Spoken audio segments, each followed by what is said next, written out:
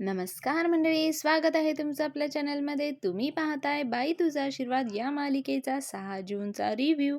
कालच्या एपिसोडमध्ये आपण पाहिलं होतं की अवनीच्या गृहप्रवेशाचा सुरू होता. तोच आज सीन कंटिन्यू केलेला आहे. काल अवनीने माप ओलांडले होते. आज अवनी ते कुंकवाच्या पाण्यामध्ये पाय बुडवून ती आतमध्ये येत असते. पायल आणि नमीने सगळी तयारी करून ठेवलेली असते ना. कालच तिने पांढरे कापड अंथरलेलं असतं, त्यावर अवनी हळूहळू पाय टाकत येते. सगळेजण खुश असतात. अवनीचे छान पाय उठलेले दिसतात. अण्णा वाकून वाकून हे सगळं काही पाहत असतात. सगळ्यांचा आनंद मावत नसतो. सगळेजण टाळ्या वाजवत असतात. पण अवनी मात्र हे सर्व काही फक्त राजासाठी करत असते. मग फायनली गृहप्रवेशाचा सीन होतो आणि आतमध्ये येते. पुढे मग पाल्या आणि पायलचा सीन घेतलेला आहे. पाल्याला आता पायलला इथून घालवायचं असतं, म्हणून तो मग तिला म्हणत असतो, तुला आज जायचंय?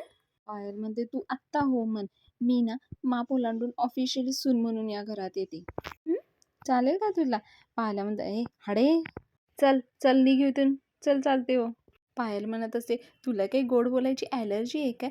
जाऊ दे की, साधं थँक्यू पण नाही म्हणत. मग पाल्या तिला थँक्यू असं म्हणतो. बाईनी म्हणते, मेन्शन नॉट. पाल्या म्हणतो, झालं समाधान, चला आता निघा. पायल म्हणते, कडू जार कारलायस नुसतं.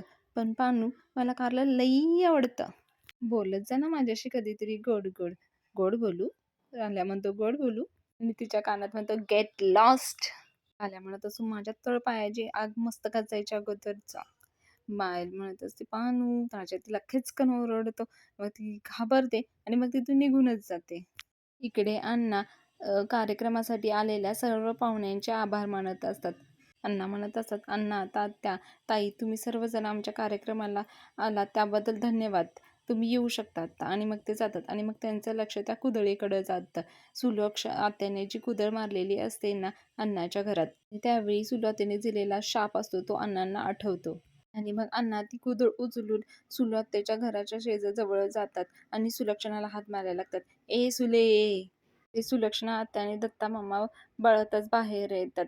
मग अण्णा त्यांच्या हातातील कुदळ असतात ती त्यांच्याकडे फेकून मारतात, टाकतात आणि म्हणतात, हे घे तुझा शाप परत. सुलक्षणा आणि दत्ता मामा खूप रागाने अण्णांच्याकडे पाहत असतात आणि मग अण्णा त्यांच्याकडे बघून डान्स करायला लागतात.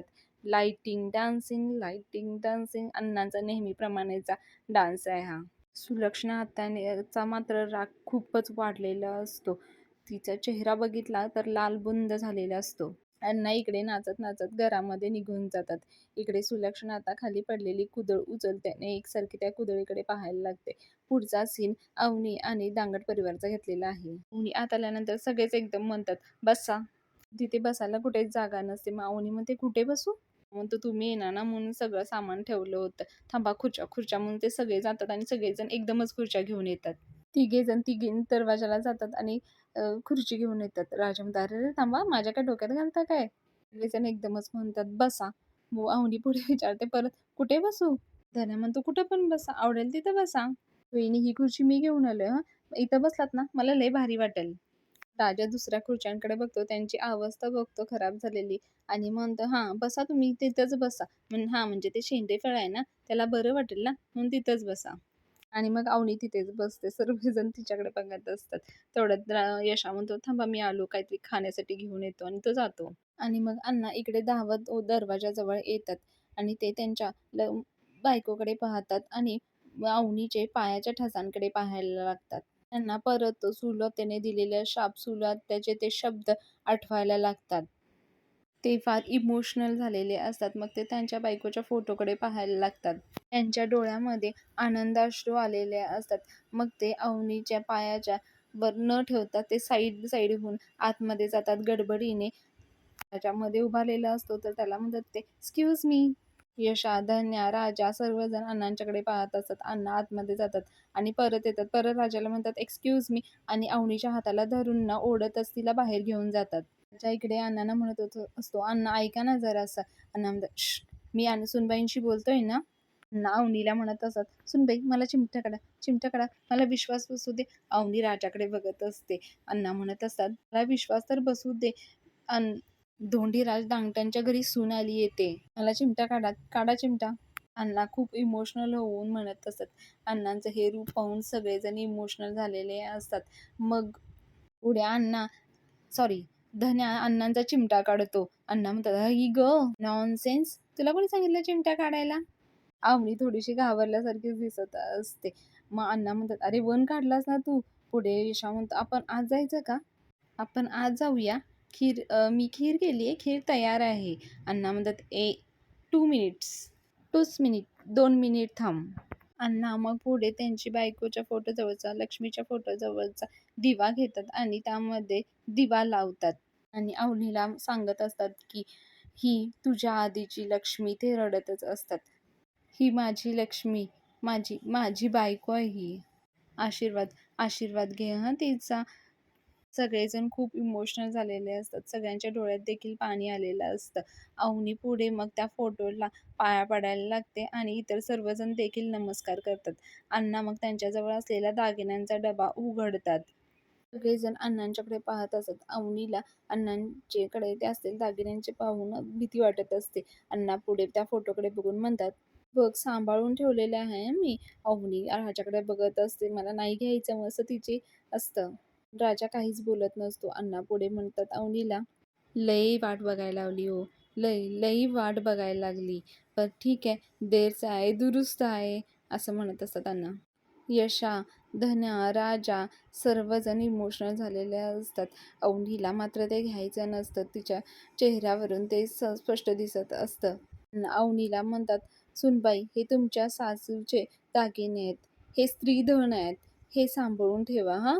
अवनी राजाकडे बघत असते. राजा तिला डोळे हे करून घे म्हणून सांगत असतो. अवनीला जबरदस्ती ते देत हातात म्हणत असतात, हे घे तर तुझं झालं, घे तर हे तुझं. सांभाळ कर ग बाई याचा. आजपासनं या घराची जबाबदारी तुझी आहे. अवनीला देखील थोडंसं वाईट वाटत असतं आणि मग अण्णा बाजूला होतात आणि अचानक अवनीच्या पायावर डोकं ठेवतात. अवनी दचकते आणि मागे व्हायला लागतात. बाकी सर्वजण राजा, धन्या, यशा अण्णांच्याकडे पाहून रडायला लागतात. अण्णा पायावर डोकं ठेवून अक्षरशः नतमस्तक झाल्यासारखे झालेले असतात. अवनी अण्णांना म्हणत असते, "ऐका ना, ऐका ना, पाया नका पडू, ऐका माझं." आणि ती परत परत राजाकडे वळून वळून बघत असते. पण बाकी सर्वजण तिच्याकडे हात जोडून उभे असतात. अण्णा पुढे म्हणतात, "शेवटी सुनेचा शाप खोटा ठरला. अखेर माझ्या घराला सुनेचा पाय लागला." की धन्या, यशा देखील हात जोडून नमस्कार करत असतात. सगळ्यांच्या डोळ्यात अश्रू आलेले असतात. अण्णा म्हणत असतात, "असाच बाईचा आशीर्वाद कायम असू दे, कायम असू दे बाईचा आशीर्वाद माझ्या घरावर." ते राजाला देखील अश्रू आलेले असतात आणि पुरत अण्णा अवनीच्या पायावर डोके पाय ठेवतात. मी नको म्हणत असते इतक्यात पाल्या येतो आणि म्हणतो, "अण्णा थांबा." आणि मग तो अण्णांना उठवतो आणि अण्णांना म्हणतो, "उठा, असं नका करू." आणि मग तो अण्णांना बाहेर घेऊन जातो. अण्णा अजून देखील रडतच असतात. म्हणजे ते अण्णांना अश्रूच असतात जवळपास अण्णांचे. अवनीला थोडं अनकम्फर्टेबल फील झालेलं असतं. मग यशा तिला आतमध्ये घेऊन जातो. इकडे सुलक्षणा आत्या भिंतीवर खिळे ठोकत असते जोरजोरात. रागवून दाट ओठ खाऊन ती करत असते. दत्ता मामा तिला समजवत असतात पण तिचं काही ऐकत नाहीत ते. तेवढ्यात नम्मी येते आणि नम्मी म्हणते, "अगं मम्मी काय करून राहिलीस तू? एवढ्या रात्री तुला काय झालं तर डॉक्टर बी मिळायचं नाही आपल्याला." पण सुलात्या काही ऐकत नसते. ती जोरजोरात आपटत असते आणि मग तिला परत थोडंसं लागतंच. नम्मी दत्ताला म्हणत असते, "रे मामा तू तरी समजाव." आणि दत्ता म्हणतो, "अरे ती काय ऐकतच नाही बघ." आणि ती ठोकायला लागते. खिळे ठोकून झाल्यानंतर सुलू आत्या ती कुदळ हातात घेते आणि तिच्याकडे एकसारखी पाहत असते. सुलू आत्याला तिने धोंडी अण्णांना दिलेला शाप आणि नंतर धोंडी अण्णांना परत दिलेला शाप देखील तिला आठवत असतो. सुलक्षणा खूप रागात असते. ती कुदळ ती त्या खिळे ठोकलेल्या जागेवर अडकवते आणि त्याच्यावरून हात फिरवत असते. खूप चिडलेली असते आणि त्या कुदळीकडे बघून म्हणते, "ही कुदळ आहे ना माझ्या डोळ्यासमोरच असायला पाहिजे धोंड्या. माझा मला परत देतोय, माझ्यासमोर नसतोच. नाही या कुदळीनं तुझं सगळं घर उद्ध्वस्त करून टाकलं तर नावाची सुलक्षणा नाही म्या, सुलक्षणा." मीला हे सुलत्याचं रूप पाहून खूपच टेन्शन आलेलं असतं. पुढे अवनी आणि बाकी मंडळीचा सीन घेतलेला आहे. तिकडे अवनी आणि राजा त्यांच्या गळ्यातले हार काढून धन्याकडे देतात आणि धन्याला सांगतात की हे ठेव म्हणून. राजा आहे ना इकडे अवनीशी बोलत असतो आणि धन्या मात्र राजाच्या मागे मागे बोलत असतो. म्हणत असं काय ना आमचे अण्णा जरा इमोशनल आहेत. धन्या म्हणतो हा इमोशनल आहेत. राजा म्हणतो हा इमोशनल असले की असं असतं, नाहीतर ते सक्त माणूस आहेत. पुढे धन्या म्हणतो हा सक्त माणूस आहेत ते. तुमची आई गेल्यानंतर पहिल्यांदाच कुणीतरी आमच्या घरचा उंबरठा ओलांडलाय ना. धन्या म्हणतो होय आमच्या घरचा उंबरठा ओलांडलाय. त्यामुळे भावना कंट्रोल नाही झाल्या, तुम्ही बसा. मग धन्या देखील म्हणतो हा तुम्ही बसा, तेवढ्यात यशा खिरी घेऊन येतो सगळ्यांसाठी. यशा म्हणतो तुम्ही बसा, तेवढ्यात पाण्या देखील येतो आणि मग सगळेच आग्रह करायला लागतात तुम्ही बसा ना. मग अवनी पुढे प्रश्न विचारते, ते ताट उधळलं त्या कोण होत्या? राजा म्हणतो त्या आमच्या सुलक्षणा आत्या आहेत. धन्या म्हणतो नाम सुलक्षणा आहे पण काम कुलक्षणेचं आहे. यशा त्याच्या खांद्यावर हात ठेवतो आणि त्याला आवरतो. पुढे सुलक्षणाचा सीन घेतलाय. दत्ता सुलक्षणाला म्हणत असतो, अगं ती चंद्रकांत देशपांडेची मुलगी आहे. ती इथं कशाला राहते या भिकमग्यांच्या घरी? 2 दिवसात काशागुंडळ निघून जाईल बघ ती. सुलक्षणा आत्या म्हणत असेल, नाही दत्त्या, बाईची माहिती नाही तुला. पोरगी गरिबाची असो किंवा श्रीमंताची, एकदा का तिचा घरावर आणि घरातल्या माणसांवर जीव चढला का ती घर सोडून जात नसते. नमीला टेन्शन आलेलं असतं. सुलक्षणा म्हणते, मग त्या बाईच्या आशीर्वादानंच घर पुढं जातं, उत्कर्ष होतो त्या घराचा. म्हणून त्या धोंड्याच्या घरात पोरगी टिकता कामा नये. लक्षणा खूप रागाने म्हणत असते. नमी म्हणते, आणि टिकलीस तर मग? सुलक्षणा नमीवर ओरडून म्हणते, आणि टिकणारच नाहीये. मी तिला टिकू देणार नाही. आणि ती त्या कुदळीकडे पाहत असते. पुढे अवनीचा सीन घेतलेला आहे. त्याच्या इकडे अवनीला समजावत असतो की नाही हे सगळे भावंड आहेत ना ते इमोशनलच आहेत. असे भेटले ना की इमोशनल अत्याचार करत असत. आम्हाला पण त्रास होतो त्याचा. प्रत्येक घरात तसा एक पीस असतोच ना. तुमच्या पण घरात नाही का? मग अवनी एकदम चिडून राजाकडे पाहायला लागते. मग राजा म्हणतो हा म्हणजे तसं सगळ्यांच्याच घराकडे असतो. आणि हा तुम्ही इकडेच राहायला येणार आहे ना, तिला इग्नोर करून टाका, इग्नोर करा. यशा म्हणत असतो, तुम्ही ना खीरवर फोकस करा, खीरवर. धन्या म्हणतो हा आमच्या यशादाने खीर बनवली आहे. अवनी मग त्यातली एक खिरीची वाटी घेते. सगळेजण तिला बसा म्हणल्यानंतर ती बसते आणि खीर खायला लागते. आणि तेवढ्यात ती सगळ्यांना म्हणते, अरे तुम्ही पण बसा ना. सगळेजण पटकन हाय तसेच खाली बसतात. अवनी एकदम घाबरते आणि चटदिशी उभी राहते. अरे तुम्ही खाली का बसलाय? कारण ती एकटीच वरती बसलेली असतात आणि बाकी सगळेजण खाली बसलेले असतात. त्या म्हणतो आम्हाला अशी रोज बसून सवय आहे, आम्ही कम्फर्टेबल आहे. मग अवनी परत तेवढे त्यांना म्हणते हा थांबा मग मी पण खाली बसते. यशा म्हणतो नाही नाही नाही नाही, तुम्ही नाही, तुम्ही आहे ना वरती बसा. पाला एकदम राजावर ओरडतो आणि म्हणतो, ए राजा उठ उठ. राजा म्हणतो काय झालं? मग यशा म्हणतो, अरे तू उठ, तिथं बस, वरती खुर्चीवर बस तू. तो म्हणतो, अरे म्हणजे तुम्ही दोघं बसा, जोड्याने बसा. मग राजा म्हणतो हा बसा तुम्ही. हा आता जोडीनं खीर खा. आणि सगळेजण खिरीची वाटी घेतात. अवनी खीर खायला सुरुवात करते. अवनीचं लक्ष नसतं, ती पटपट खीर खात असते. सगळेजण तिच्याकडे बघत असतात. पुढे यशा म्हणतो, राजा चांगली नाही झाली का खीर? राजा म्हणतो, दादा अजून मी खाल्ली नाहीये खीर. अवनीला पटकन जाणवतं आणि अवनी म्हणते, नाही खीर छान झालीये. सॉरी, मला खूप भूक लागली होती ना म्हणून मी पटपट खाल्ली थोडीशी. राजा म्हणत असं काय हरकत नाहीये. अवनी म्हणते, नाही खरंच मला खूप आवडली. पाल्या पुढे म्हणत असतो, आमच्या यशादाना खूप छान एक नंबर खीर बनवत असतो. पुढे यशाना खीर बनवायची टेक्निक सांगत असतो. कसं आहे ना, खीर ना अशी बनवायची असते की दूध एकदम मंद आचेवर गरम करायचं असतं आणि मग त्याच्यानुसार ती खीर करायची असते. सगळ्यांना असं वाटत असतं की कशाला. मग राजा म्हणतो, त्यांना खीर खूप आवडली आहे राजाला, रेसिपी नाही विचारली त्यांनी. पुढे यशा अवनीला म्हणतो, तुम्हाला आणखी खीर देऊ का? अवनीला खरंच तर भूक लागलेली असते. ती म्हणते हो चालेल. आणि मग सगळेजण त्यांची खीर ऑफर करायला लागतात अवनीला. राजा म्हणतो मी देतो.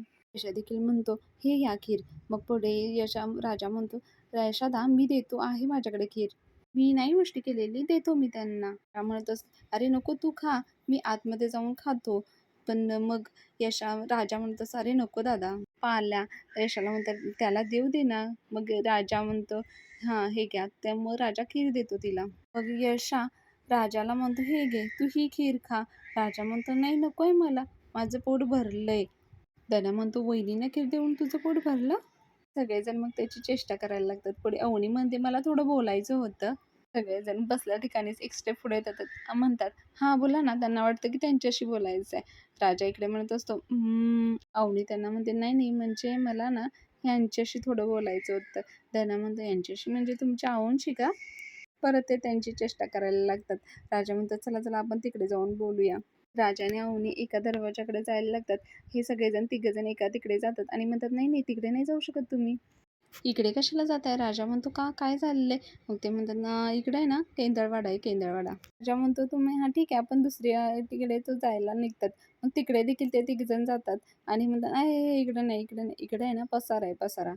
पाल्या म्हणतात, "तुम्ही इथं." मग यशा म्हणतो, "हां, इथंच, इथंच थांबा." मग राजा म्हणतो, "हां, ठीक आहे, आपण इथंच थांबू आणि बोलू." राजा म्हणतो, "हां, बोला." अवनी म्हणते, "जरा दार लावतोस का ते?" राजा दार लावण्यासाठी जात असतो. हे बाकीचे सगळे वाकून बघत असत. राजा म्हणतो, "काय आहे? जावा ना जरा बोलू द्यात." मग राजा आतमध्ये येतो आणि म्हणतो, "हां, बोला."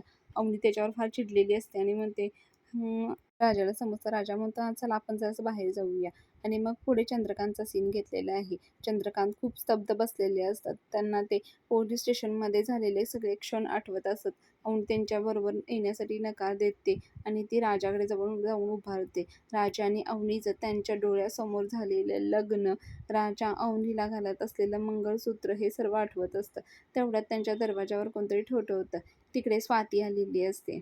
स्वाती खूप वेळ दरवाजावर नॉक करत असते, पण चंद्रकांत काही हाक देत नसतात. स्वाती आतमध्ये येऊन देखील चंद्रकांतना हाक मारत असते, "बाबा, बाबा, तुम्ही सकाळपासून काही नाही खाल्लेलं आहे. तुमच्यासाठी काहीतरी आणू का खायला?" चंद्रकांत नको म्हणतात. मग स्वाती म्हणते, "नाही, मग निदान थोडं दूध तरी पिऊन घ्या." चंद्रकांत म्हणतात, "नको आहे म्हणून सांगितलंय ना तुला." स्वाती म्हणत असते, "असं उपाशी राहून कसं चालेल हो बाबा." चंद्रकांत तिच्यावर ओरडतात आणि म्हणतात, "एकदा सांगितलेलं कळत नाही का तुला? कुणाचीही सहानुभूती नको आहे मला आणि कसं आहे ना, काळी चिरलेल्या बापाची सांत्वन करायची तुमच्या कोणामध्येही ताकद नाही आहे." आणि मग ते तिला ओरडतात, "जा" म्हणून. मग ती स्वाती निघून जाते. तसेच बसलेले असतात चंद्रकांत. मग ते परत जाऊन दरवाजा उघडा असतो तो बंद करायला लागतात. स्वाती खाली येऊन अवनीच्या आईला आधार देत असते. स्वाती म्हणत असते, "आई, तुम्ही नका ना असा त्रास करून घेऊ. तुम्ही अशा जर कोसळला तर बाबांना कोण सांभाळणार आहे?" "आई, साधं पाणीसुद्धा पिलेलं नाहीये त्यांनी." अवनीची आई म्हणत असते, "कसा उतरेल त्यांच्या पाण्याचा घोट घशातून?" स्वतःची इमेज, स्वतःचा आत्मसन्मान जीवापाड जपणाऱ्या अभिमानी बापाला आज त्याच्या लाडक्या लेकीमुळे जगासमोर गुडघ्यावर बसायला लागलंय. जिला काळजाच्या तुकड्यासारखं जपलं, तिनेच त्यांच्या आत्मसन्मानावर घाव घातला. स्वाती अगं, आपली अवनी असं करेल असं स्वप्नात देखील वाटलं नसेल गं त्यांना. स्वाती त्यांना सांभाळत असते. तेवढ्यात बाहेरून आवाज यायला लागतो, "साहेब, सांभाळून." इकडे महेश आलेला असतो त्या गंडांसोबत. महेशला मारलेलं असतं ना काल, त्यामुळं थोडं लंगडतच येत असतो. महेशला पाहून स्वाती आणि त्याची आई देखील खूप घाबरलेली असते. ती म्हणत असते, "काय झाले महेश? किती लागलंय तुला? रक्त पण येतंय. काय चाललंय?" विवान देखील तिथेच असतो. ती स्वाती चिडून त्या बाकी गुंडांना विचारत असते, "काय झालंय? कुठे पडलाय का हा?" तो गुंड म्हणतो, "पडले नाहीयेत, मारलंय." स्वाती म्हणते, "मारलंय?" सगळे आश्चर्याने बघत असतात. स्वाती म्हणते, "महेश, काय झालं? अरे काय झालं ते सांगशील का नाही?" महेश म्हणतो, "काय नाही, माझ्या लाडक्या बहिणीची कृपा आहे."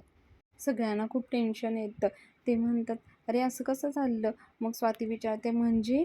महेश म्हणतो, "म्हणजे ज्यांची आपल्या नजरेला नजर भिडवायची ताकद नाही, या घरात, या दारात उभं राहायची लायकी नाही, अशा ड्रायव्हरच्या भावांनी मिळून मारलंय मला." पुढे विवानमध्येच बोलायला लागतो, "त्या अवनीला जरा काही बोललं ना, जोमतं ना तुम्हाला. बघा, बघा काय परिस्थिती आली आहे आज तुमच्यावर. बाप काही खात नाही आणि मुलगा नको ते खाऊन येतो." स्वाती चिडते आणि म्हणते, "विवान, प्लीज, निदान आधार देता येत नसेल ना, तर निदान जखमेवर मीठ तरी चोळायचं काम करायचं नाही." मंडळी, तुम्हाला कळलं का? इथे महेशनं स्वतः तो मुंडांना घेऊन तिथे मारायला गेला होता हे सांगितलेलं नाहीये. पुढे अवनी आणि राजाचा सीन घेतलाय. ते बाहेर येतात आणि मग अवनी म्हणते, शांत बस. एक शब्दही बोलायचं नाहीस. हाताची घडी तोंडावर बोट."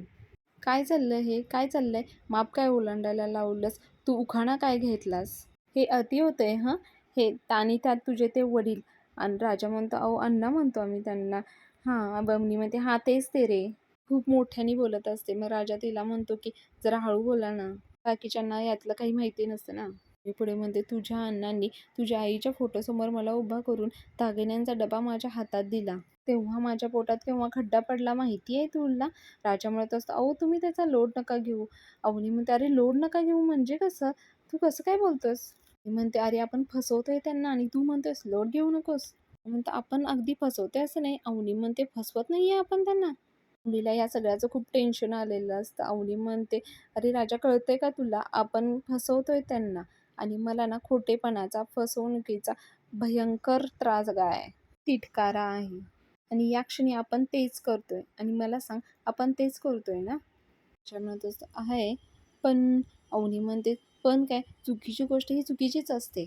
त्याच्यानंतर, "नाही, कळतंय मला."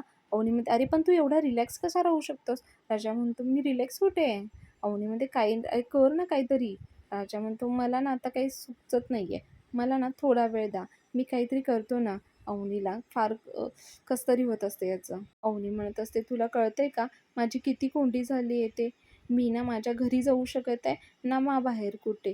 पोलीस स्टेशनमध्ये आपण ना कोणती मोठी लढाई जिंकून नाही आलेले. अरे विवांपासून सुटण्यासाठी मी पळून आले आणि इकडे तू भातुकलीचा खेळ रचलायस. मला विचार करायला पण वेळ नाही मिळाला. राजा, तुला माहिती आहे ना माझी किती स्वप्न आहेत ते." राजा म्हणतो, "माझा फुल सपोर्ट आहे तुम्हाला." अवनी म्हणते, "सपोर्ट असा? अरे तुझ्या घरातले सगळे खुश होते रे. लाइटिंग लावली आहे, DJ लावलेला. सगळेजण नाचत होते. त्यांना खरंच असं वाटत होतं की आपण खरंच नवरा-बायको आहोत ते." राजा म्हणतो, "अहो नाही, मी त्यांना नाही सांगितलेलं खरंच." अवनी म्हणते, "नाही, अरे मला माहिती आहे रे ते. मी आरोप नाहीच करत आहे तुझ्यावर. पण त्यांना किती वाईट वाटेल की त्यांना हे कळलं की हे सगळं खोटं आहे." राजा म्हणतो, "हां, वाईट वाटेल." अवनी म्हणते, "हां, मग?" "मी फार दिवस नाही राहू शकत इथे. मी ना हॉस्टेलला जाईन इथून." राजा एकदम शॉक होतो आणि अवनीकडे पाहायला लागतो आणि आजचा एपिसोड इथेच संपवलेला आहे. पुढील भागामध्ये आपण पाहणार आहोत की अवनीने स्वातीला फोन केलेला आहे आणि स्वातीचं आणि अवनीचं बोलणं चालू असतं. इतक्यात महेश बाहेर येतो आणि महेश स्वातीच्या हातातील फोन घेतो. तो चिडून तिच्या हातातून फोन काढून घेतो. स्वातीला अवनी सांगत असते की मी खरंच लग्न नाही केलेलं आहे म्हणून. इकडे विवान असतो, तो बंदूक घेऊन आलेला असतो आणि तो अण्णांच्या डोक्यामध्ये बंदूक घालत असतो. सगळेजण घाबरून बाहेर येतात आणि पाहतात तर विवान आलेला असतो. मंडळी, खूप छान सिरियल आहे. टीव्हीवर नक्की पहा आणि जर आपले रिव्ह्यू आवडत असतील तर प्लीज आपल्या चॅनलला लाईक, शेअर आणि सबस्क्राईब करायला विसरू नका. भेटूया पुढील भागामध्ये म्हणजेच उद्या. धन्यवाद. बाय.